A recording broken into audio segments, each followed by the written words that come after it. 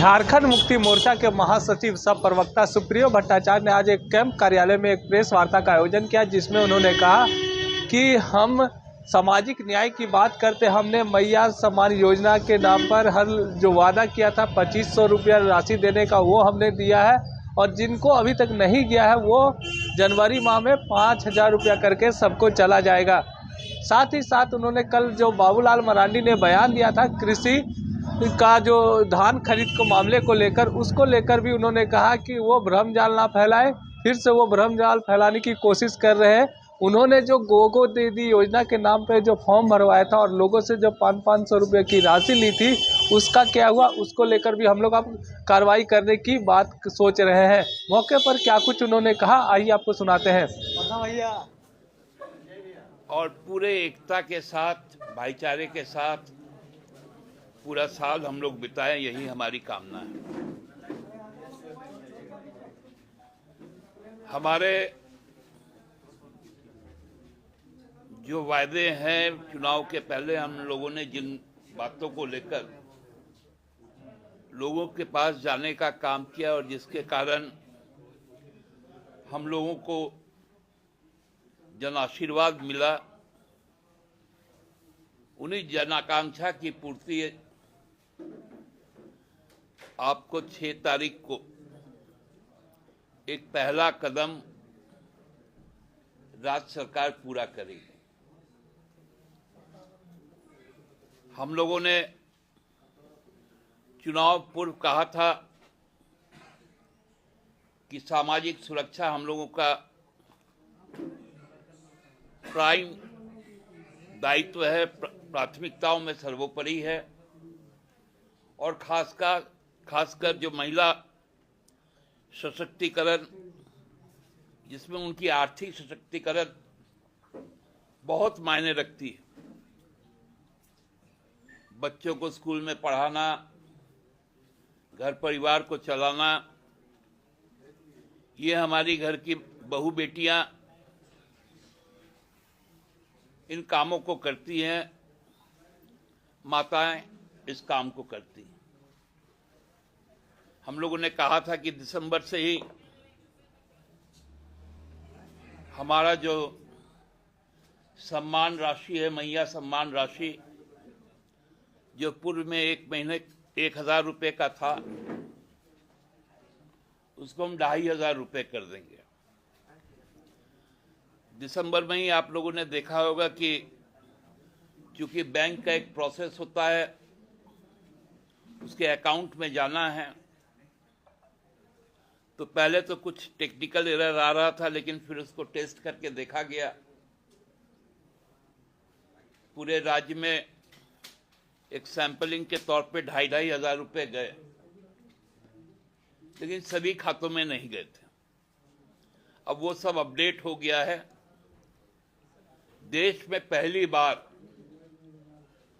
कोई सरकार इतनी बड़ी संख्या में 56 लाख, लगभग 2 करोड़ की जो महिला आबादी है, उसमें 1/4 से भी ज्यादा महिला सशक्तिकरण,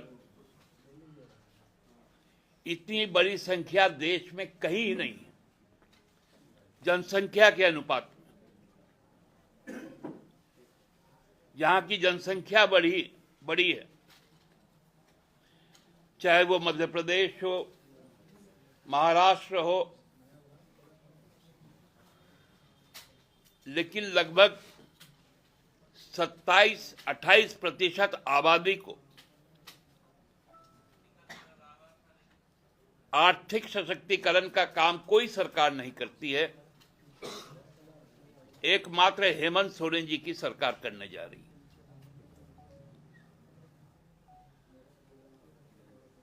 ये हम लोगों का एक खुशी का और गर्व का पल होगा।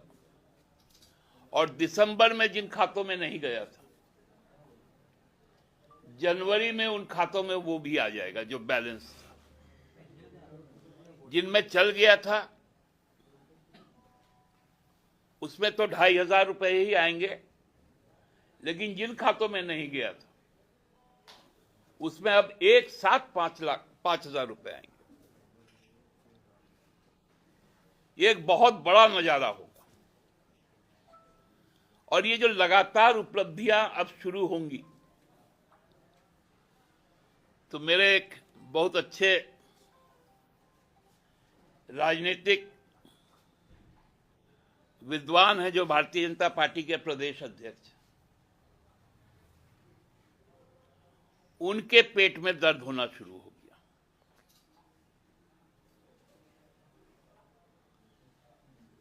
कि हमको लगता है कि विधानसभा का गठन होकर 1 महीने से भी ज्यादा मतलब हो गया, लेकिन वो लोग विधायक दल का तो नेता नहीं बना पाए।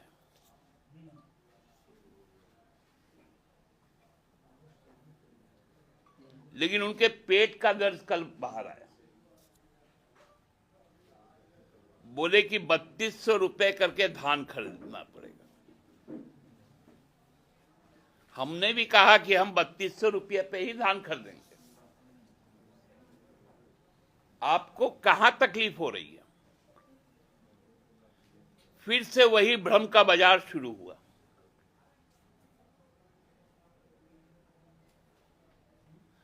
अपने कार्यकाल में भारतीय जनता पार्टी बताए कि वो एमएसपी पर कब फसलों को खरीदी, और लगभग 2 साल से किसान आंदोलन में है पूरे देश में एमएसपी लागू करने के लिए। सैकड़ों किसानों की शहादत हुई। कृषि मंत्री यहां 3 महीने चुनाव प्रचार करते रहे, एक बार भी खेती किसानी की बात नहीं की।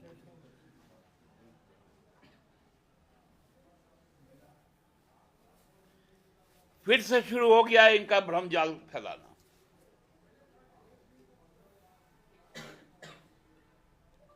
आप जिन कामों को नहीं कर पा रहे हैं, हम मैया सम्मान राशि देने के बाद आपने जो फर्जीवाड़ा किया था, आम जनों से गोगो दीदी योजना के नाम पर आपने जो फॉर्म भरवाया था और हर फॉर्म में 500 रुपए वसूला था, अब हम लोग उस पैसे को रिकवर करने जा रहे हैं।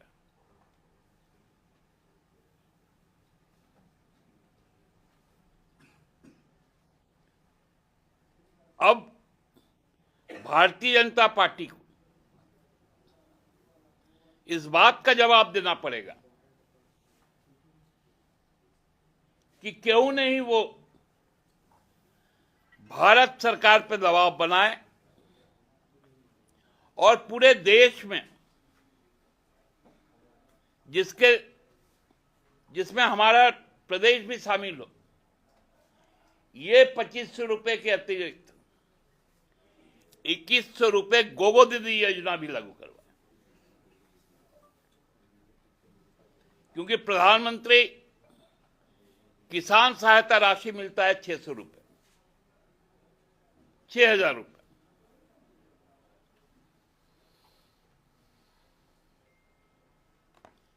तो ये 2500 के अलावा 2100 अब भारत सरकार झारखंड के हमारे मैया को, हमारी बहनों को, हमारी बेटियों को देने का काम करे। ये काम जिस दिन बाबूलाल जी करवा देंगे,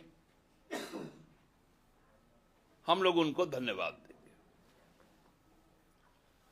नहीं तो जहां वो वर्ष का अंत बिताए हो, घूमने फिरने गए हो, फिर से वहीं पर रहे, क्योंकि जब जब राज्य में आएंगे तब तब उनको तकलीफ होगी मानसिक तौर पर, तब तक उनके मुंह से कुछ कुछ विकार निकलेगा।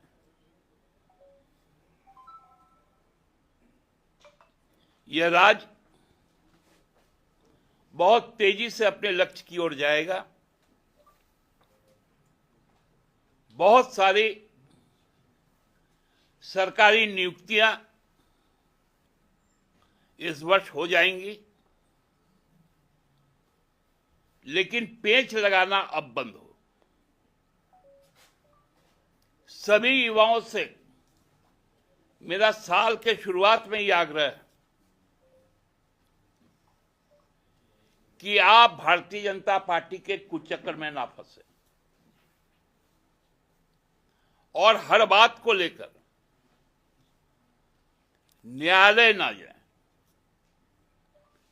ठोस पुख्ता सबूत हो तो निश्चित तौर पर राज्य सरकार को अवगत करवाए।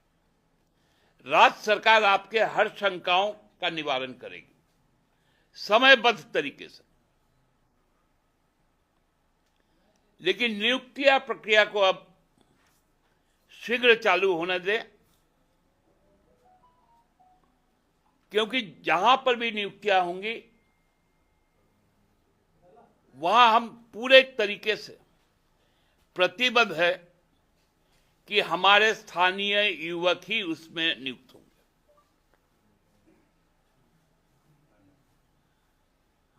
आप सबको अंत में बहुत बहुत पुनः एक बार शुभकामना के साथ धन्यवाद। दादा, ये अब 500 रुपये गोगो दीदी वाला बता रहे थे, थोड़ा सा विस्तार से बताएंगे क्या 500 रुपये वसूली की बात? देखिए, बहुत सारी शिकायतें हम लोगों के पास आई कि चुनाव के पहले भारतीय जनता पार्टी ने एक पर्चा छपवाया था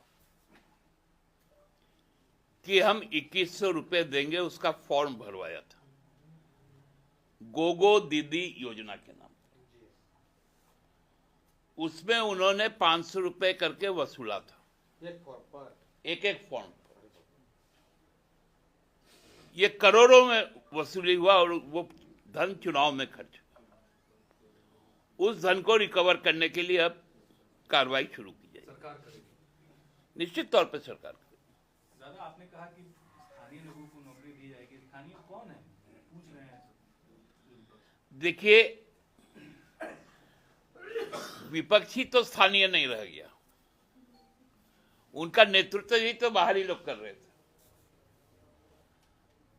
इसलिए कम से कम आईना के सामने खुद खड़े हो जाए, उनको लगने लगेगा कि वो यदि स्थानीय है। हर गांव देहात का आदमी